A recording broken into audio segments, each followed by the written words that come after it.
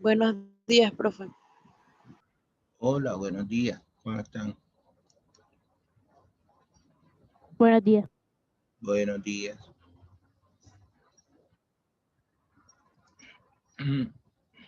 Dos, tres, cuatro, cinco, seis, siete. Nosotros, que le iba a preguntar, quedamos por qué guía, por la número 2. Ya la habíamos concluido.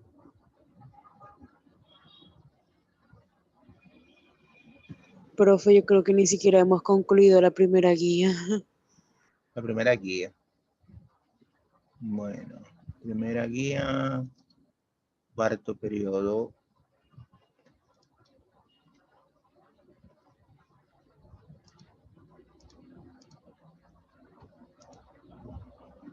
Por ahí habíamos empezado el cuadro, ¿verdad? Donde están todos los tipos de fuerzas.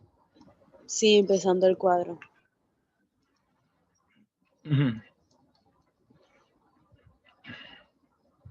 Bueno, entonces, primordial para nosotros, desde ya les estoy diciendo, hay que concluir las guías antes de la otra semana, o sea, para fecha 16, ya nosotros debemos estar ya definiendo las notas para que se pongan alerta. Se va a hacer la comisión de evaluación, ahí se va a determinar quiénes son las que quedan aplazadas, quiénes son las que están pendientes, quiénes son las que pierden el año porque nunca se han reportado. Hasta ahora las que van ganando por el acumulado son las que están más seguras. Por supuesto, no dejarlo en blanco para que no les vaya a quedar bajo el promedio, el acumulado. Eso es lo ideal. Bueno, hablando de las fuerzas mecánicas especiales, es un conjunto de cosas que nosotros vamos a ir conociendo en la medida en que vayamos avanzando, que son las fuerzas más utilizadas o más reconocidas, o para decir así, de renombre, que tienen que ver con todas esas fuerzas que están realmente ligadas en un sistema, en algo que esté ocurriendo. Entonces, por lo menos la primera allí se trata del peso. El peso es una fuerza que mide la interacción a distancia que existe entre la Tierra y los cuerpos que lo rodean. Se considera concentrada en un punto llamado centro de gravedad. Ese centro de gravedad es, es prácticamente la idea clave. Ya nosotros vimos, ya ese centro de gravedad lo vimos. Se debe dibujar con un vector hacia abajo porque lleva la misma dirección de la gravedad, el símbolo es W, y lo primero que tiene que dibujarse en ese objeto es el punto centro de masa y de ahí trazarlo hacia abajo. Independientemente que esté inclinado o no, siempre el peso va desde el centro de gravedad hasta abajo. Y esa es la fuerza de atracción que hacen los cuerpos hacia el centro de cualquier planeta, no solamente de la Tierra. O en sentido gravitatorio, cuando son las fuerzas entre dos planetas o cuerpos celestes. Después vimos lo que es la normal. La normal es la fuerza que aparece debido a la interacción entre el cuerpo analizado y una superficie sólida. Consideremos un cuerpo sobre una superficie plana.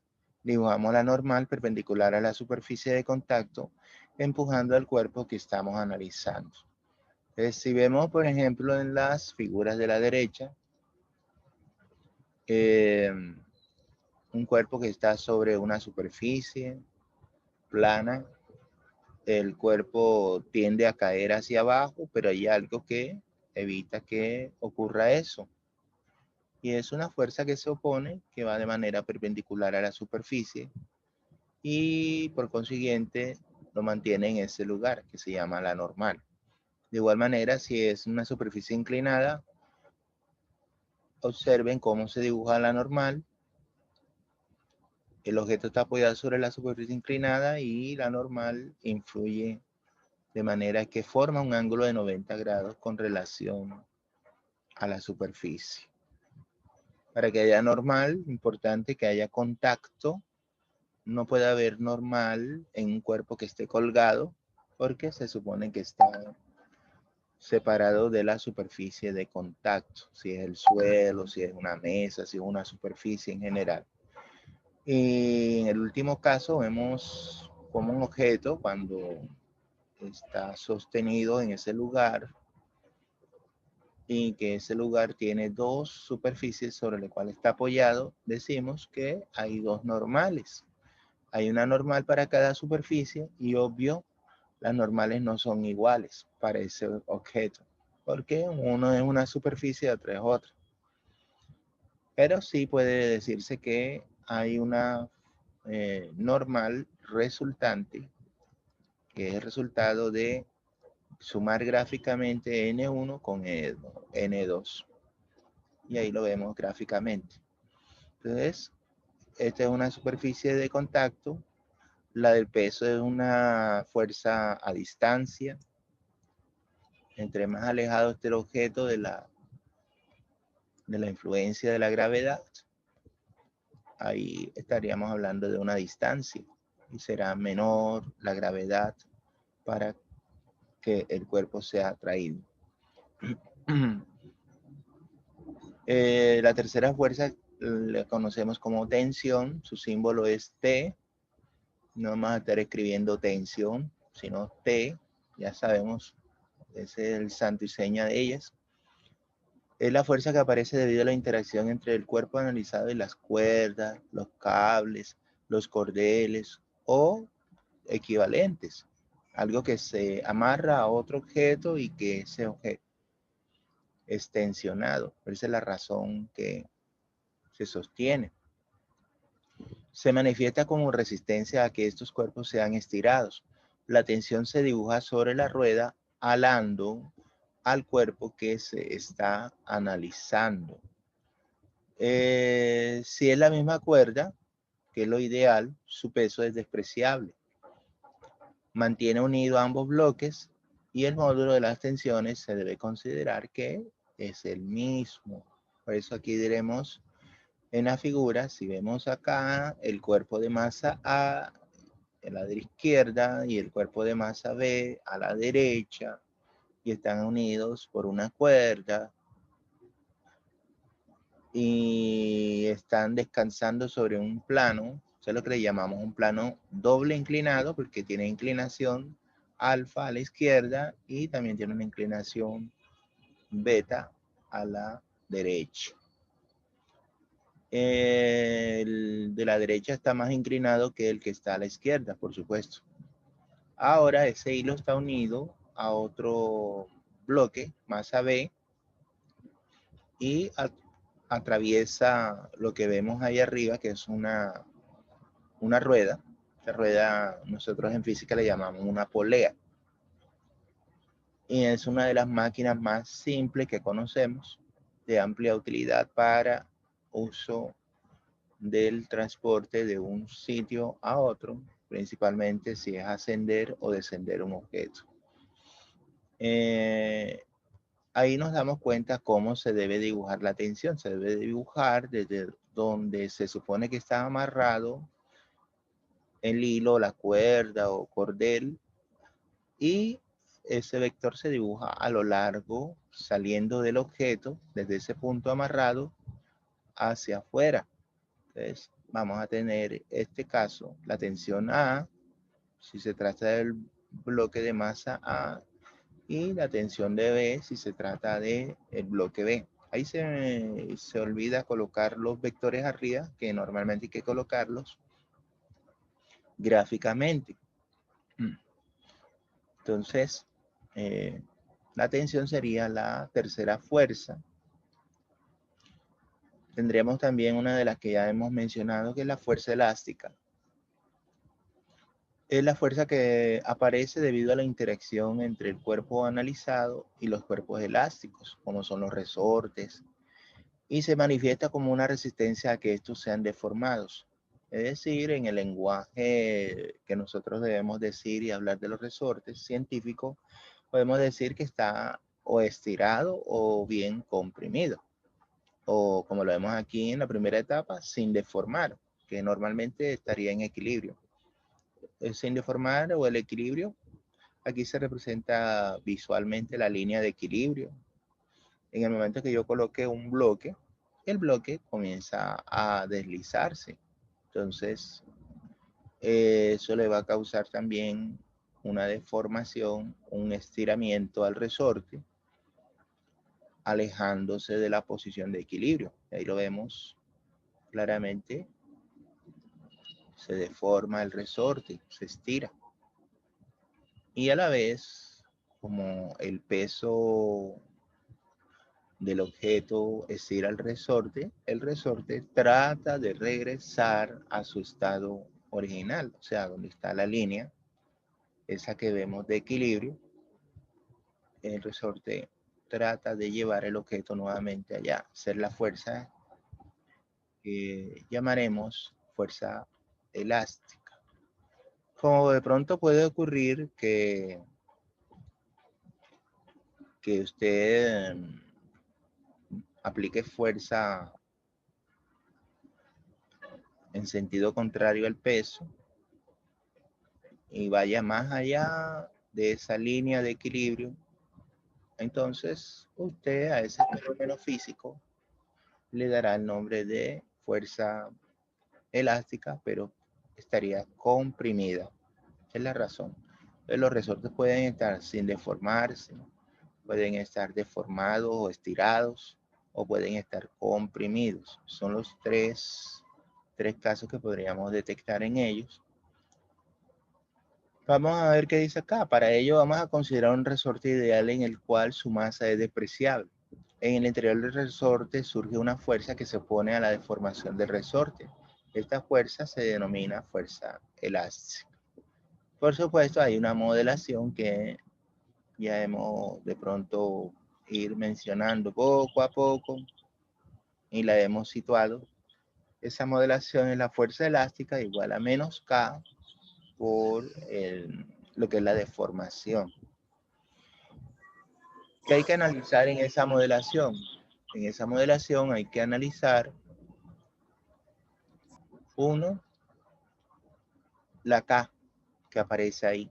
Esa K se llama constante de elasticidad. Y esa constante de elasticidad está relacionada con el material del cual está hecho el resorte. ¿Cómo así del material que está hecho el resorte? Ustedes saben que hay resortes que son blandos, hay resortes que son gruesos, hay resortes que son de otros materiales. Y si son de diferentes materiales, por obvias razones, uno descubre por experiencia que los resortes más delgados no pueden ser utilizados para hacer el trabajo de lo que haría un resorte grueso. O viceversa, un resorte grueso no puede ser utilizado para hacer un trabajo o sea utilizado para algo que sea muy leve, porque no se daría la deformación. Siempre y cuando el material sea adecuado, el resorte que haya sido construido debe de resistir las propiedades, ya sea de lo comprimido o lo de deformación. Esa deformación, ¿cómo la calculamos? Que ese delta, ese triangulito que vemos ahí se llama delta X. Eso se le llama deformación. Y para conocer la deformación, yo necesito conocer, veo que esa modelación la vimos al principio del año, le llamábamos allá desplazamiento. Entonces tendríamos que restar la posición final de la posición inicial y con eso hallaríamos la deformación. Por obvias razones, entre más masa yo coloque allí, otra masa, otro bloque, el resorte debe ser más deformado, debe ser más estirado. Ahora yo no puedo estar colocándolos en cantidades enormes porque el resorte también tiene un límite. Más allá del límite de ese resorte, ¿qué le ocurriría al resorte? Él simplemente se daña, pierde su propiedad elástica y ya no tendría las más características que normalmente tendría un resorte, y sobre todo si está cumpliendo la propiedad. No podemos forzar un resorte a hacer más allá el trabajo de lo que él ha sido diseñado. Por eso, qué moraleja más entender por qué a veces cuando hacen los puentes, estos puentes no resisten, estos puentes son débiles, que se caen. El ingeniero civil debe contar con la ayuda del ingeniero de materiales y entre los dos ponerse de acuerdo al diseño del ingeniero civil, hablar entre los dos para ver qué materiales son adecuados, y el ingeniero de materiales o la ingeniera civil deben seleccionar los materiales más resistentes, pues se trata de puente y eso es un riesgo grande. Por eso en las noticias de meses anteriores o ya prácticamente un año, escuchamos de un puente que le invirtieron tanta plata para construirlo y que colapsó. Qué más remedio que le tocó tumbarlo todo porque ya eso no era seguro. Esa es la razón. Por eso, una materia que estudian los ingenieros, se llama resistencia de materiales. Eso se da en ingeniería y ahí es donde aprende las pautas para saber seleccionar un material adecuado o no, un material resistente. Se caen, y por lo que vemos a veces siempre se caen los puentes, y yo veo que en Colombia como que escogieran siempre los materiales más económicos para volver a invertir nuevamente en Europa, y lo que he visto en el otro continente.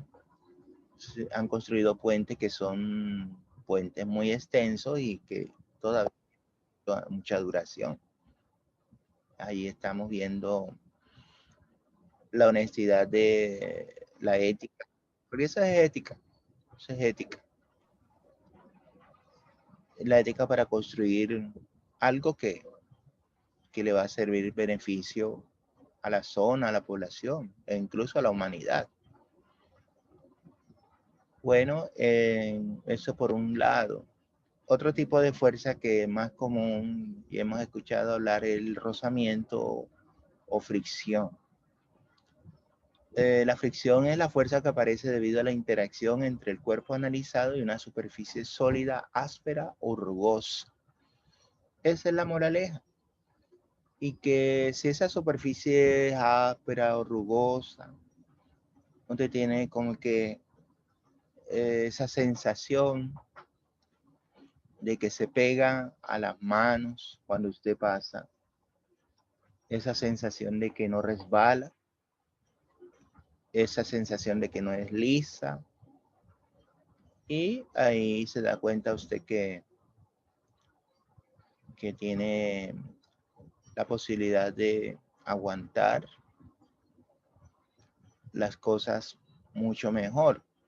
Por eso el rozamiento, que también se llama fricción, siempre va a estar en nuestra vida y es muy importante, porque imagínese usted que no tuviera fricción en las manos y que las cosas, los objetos no tuvieran fricción, nosotros no podríamos agarrarlos porque se nos resbalan de las manos.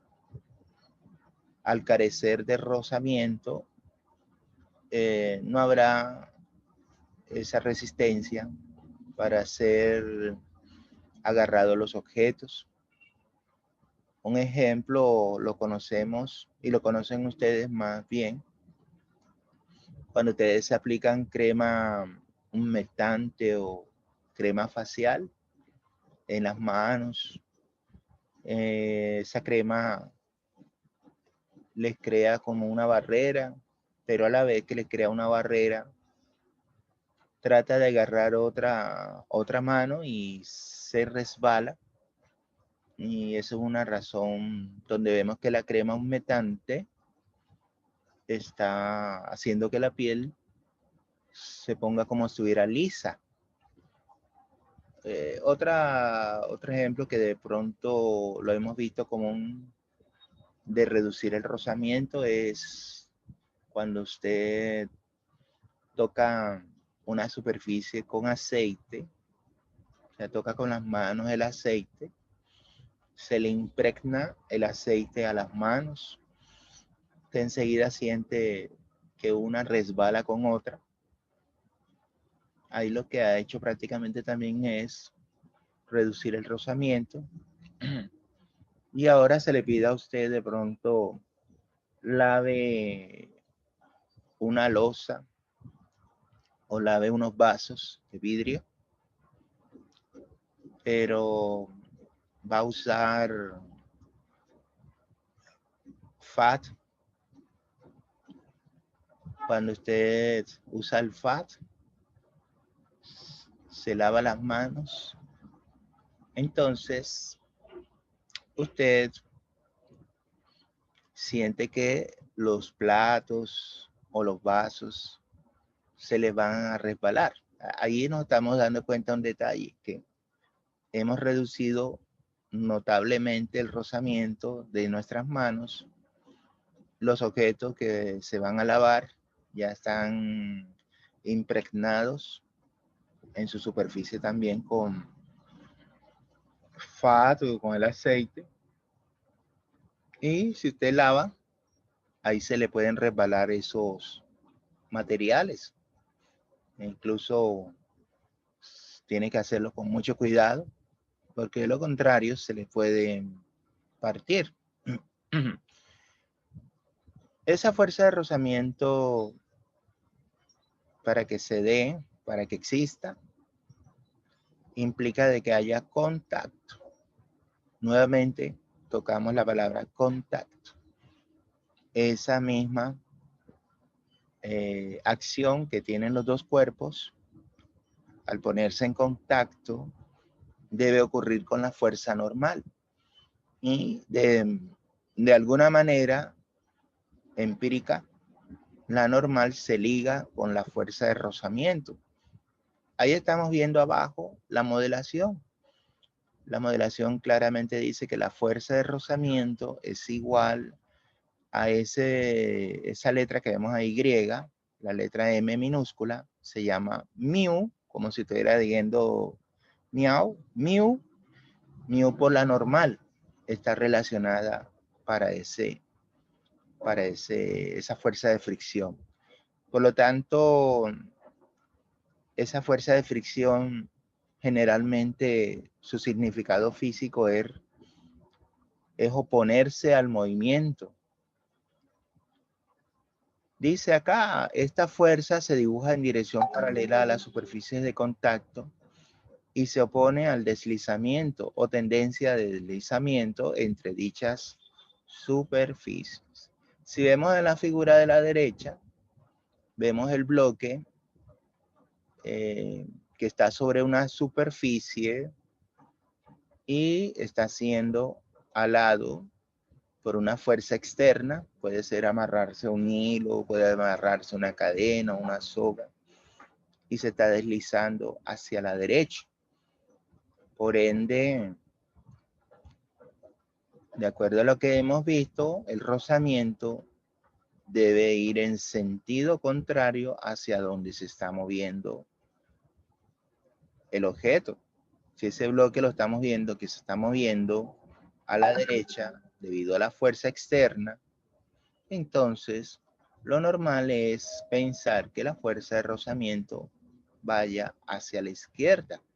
Ahora, no se va a dibujar así como la fuerza externa, como lo vemos ahí arriba, sino que como es una fuerza de contacto, el mismo hecho del contacto me debe hacer pensar que la fuerza de rozamiento la tengo que dibujar en donde está en contacto. ¿Y dónde estará en contacto?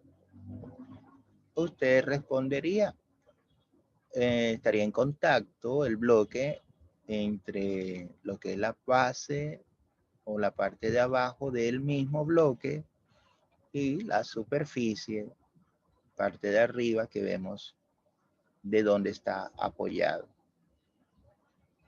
Entonces, el rozamiento siempre se opone al movimiento. Fíjate que ahí está la normal. ¿Cómo se relaciona la normal? Esa sería la fuerza perpendicular que trata de que el objeto se conserve siempre sobre esa superficie y va a estar a lo largo de ella. Es perpendicular y por ello nos va a dar a entender de que siempre va a estar allí. Aparece ya que los dos, el bloque y la superficie donde está apoyado el bloque, están en contacto. Entonces, si están en contacto, además de normal, también podemos encontrar en la realidad el rozamiento. Ese rozamiento es tan importante entenderlo, comprenderlo, que podríamos interpretarlo. De pronto alguna vez usted lo ha experimentado o de pronto usted se ha dado cuenta si ha hecho un encerado, ha encerado un piso cuando inicialmente no estaba encerado. Usted, la tendencia después de haber encerado y brillado el piso, la tendencia suya es caminar con cuidado, o si se derramó aceite en ese piso, la tendencia de ustedes a caminar con mucho cuidado, porque de lo contrario se resbala y ahí puede sufrir un accidente. Hay situaciones de la vida real que nos pasa eso. A veces caminar con unos zapatos que tienen suela lisa sobre unos baldosines, eso también nos puede causar un accidente. Mucha gente se ha resbalado y ha caído por eso. No tener la precaución. Y bueno, ahí vemos la utilidad. Si el piso está sucio de aceite, de igual manera vamos a encontrar esa situación. Debemos caminar con cuidado para evitar de pronto una caída, un accidente. De acuerdo a lo que hemos visto, a lo que hemos precisado, podemos encontrar dos tipos de rozamiento. Un rozamiento que le llamamos una fuerza de rozamiento, que le llamaremos fuerza de rozamiento estática. Como su nombre lo indica, la fuerza de rozamiento estática, como su nombre lo indica, es una fuerza que experimenta un objeto cuando está quieto. O sea, todo cuerpo que esté quieto y no se mueve del lugar es debido al rozamiento estático. Ese mu que mencionamos allí, mu por la normal, ahí sería un coeficiente de rozamiento estático. Un coeficiente de rozamiento es como la propiedad de los resortes, la K, constante de elasticidad. Allá la K dependía del material y eso le daba la resistencia al resorte. Entonces acá esa propiedad es propia entre los dos cuerpos y que de cierta manera ese valor hace que el cuerpo se deslice o no. dependiendo de que si el coeficiente de rozamiento estático es mayor que el coeficiente de rozamiento cinético, ahí lo hemos resaltado en amarillo, eso posibilita el movimiento. No es lo mismo de pronto el bloque de masa sobre una superficie y de pronto comenzar a subir con mucho cuidado, comenzar a inclinar donde está el objeto, llegará a un punto en que él comienza a deslizarse. En ese experimento que siempre se hace en física, el rozamiento estático se demuestra allí cuando es mayor que ese rozamiento cinético, se da movimiento, comienza la superficie a deslizarse. Por supuesto que ese rozamiento cinético está asociado con el movimiento. La misma palabra lo dice, cinética significa movimiento, así como estática nos da la pista de ser un cuerpo en reposo, un cuerpo que está quieto. Estas dos clases de fuerza nos evidencia a nosotros que el rozamiento es importante. Lo vemos hasta en el sentido real, cuando compramos de pronto un abanico, él dura un buen tiempo, pero si usted no le hace mantenimiento al abanico, los bujes, que son ya parte interna, el eje, las partes esenciales de giro, de movimiento del abanico, se resecan. Y cuando ya se reseca, si usted no le ha hecho mantenimiento y forza al motor a seguir trabajando, se emite un ruido desagradable.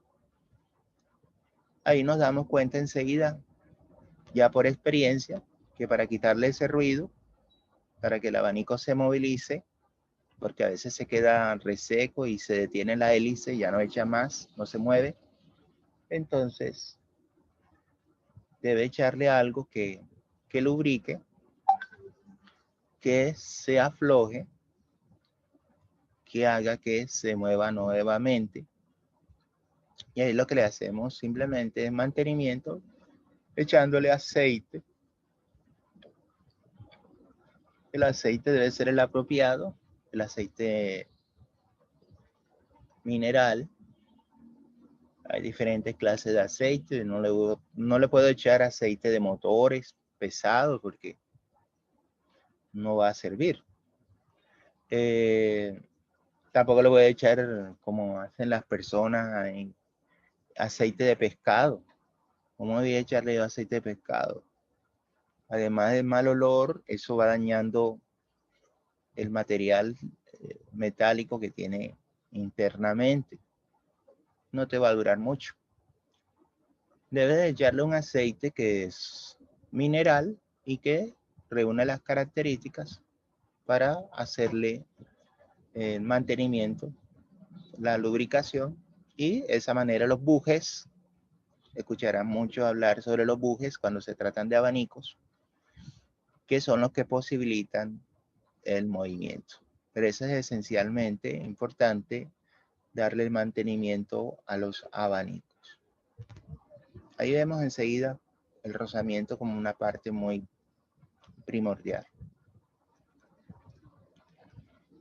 En la sexta fuerza que vemos aquí tenemos las fuerzas centrípetas.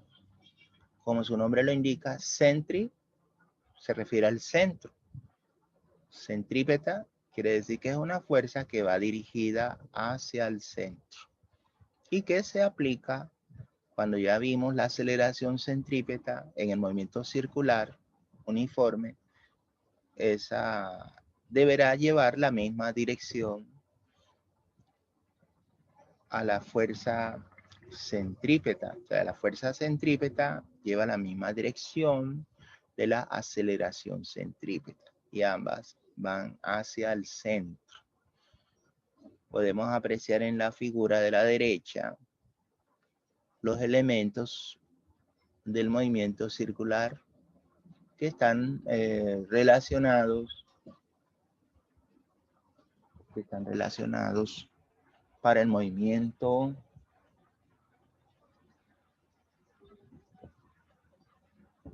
circular. Ahí tenemos, por ejemplo, ese es como si hiciera las veces de un planeta y digamos que tiene una órbita circular. Aproximadamente estaría tomando un ejemplo. Bueno, puede tomarse como ejemplo la Luna. La Luna girando, trasladándose, en torno al planeta. Podríamos considerarlo prácticamente como un radio constante. Y si el radio es constante, la curva es circular. Y ahí vemos los vectores, fuerza centrípeta, hacia donde apunta, hacia el centro. Y vemos adicionalmente la fuerza centrífuga, o realmente se le debe decir el efecto centrífugo. Esa fuerza es ficticia, o sea, en la realidad. Y ahí vemos la velocidad lineal o tangencial. Si nos damos cuenta, el radio de giro se sostiene debido a la fuerza centrípeta de atracción que ejerce el Sol sobre cada uno de los planetas. En particular, si hablamos aquí de la Tierra, estaríamos hablando de la atracción gravitacional que la Tierra ejerce también sobre la Luna, y la Luna también a su vez ejerce sobre la Tierra. ¿Ya? ¿Qué importante resaltar aquí? Lo importante resaltar aquí es que la fuerza de rotación, la fuerza centrípeta, es muy importante entenderla para poder comprender por qué a veces hay marea alta o marea baja, cuando hay mar de leva, o cuando hay mar de baja, que el mar está tranquilo, quieto. Y generalmente cuando hay mar de leva, la Luna está más cerca de la Tierra. Ahí vemos que el efecto de la atracción gravitacional de la Luna se trata de llevar el agua de nuestro planeta, y la tendencia es subir varios metros el nivel del mar. Pero a la vez, como la Tierra tiene su efecto gravitatorio, puede más el efecto gravitatorio que la atracción gravitacional que hace la Luna para tratar de llevarse el agua de nuestro planeta. Y por eso queda retenida en nuestro planeta. Esa es una explicación más o menos porque de pronto en Marte desapareció el agua, se desapareció la atmósfera. Como dato curioso, la atmósfera también tiene esa particularidad, está atrapada en nuestro planeta, nos da la atmósfera debido a la atracción de la gravedad. Entonces, fíjense por qué es importante la gravedad para nuestra vida, para nuestro planeta. Hay una fuerza que se opone a la fuerza centrípeta, ahí lo dice, fuerza centrífuga. Centrífuga significa que huye del centro, huye del centro. Nos vamos desconectando y nos volvemos a conectar nuevamente.